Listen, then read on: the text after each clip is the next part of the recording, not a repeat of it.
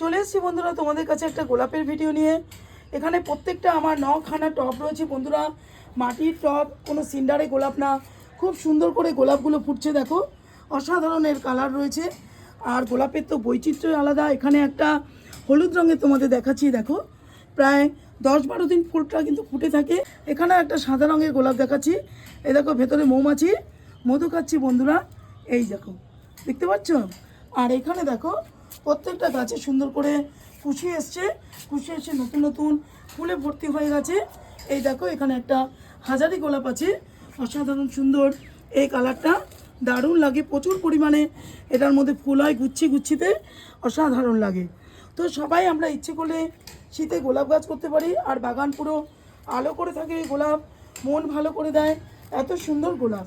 প্রচুর পরিমাণে গোলাপের জন্য রোদ্দুর দরকার, প্রথম শর্ত। দ্বিতীয় হচ্ছে জলের ব্যালেন্স।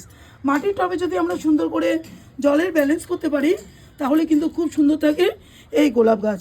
তৃতীয় নাম্বার হচ্ছে এর মধ্যে ফাঙ্গিসাইড আমাদের স্প্রে করতেই হবে, সপ্তাহে 1 দিন করে ফাঙ্গিসাইড, এপসম সল্ট গাছকে দিতেই হয়। চলো, এগুলোই আমার পরিচর্যা।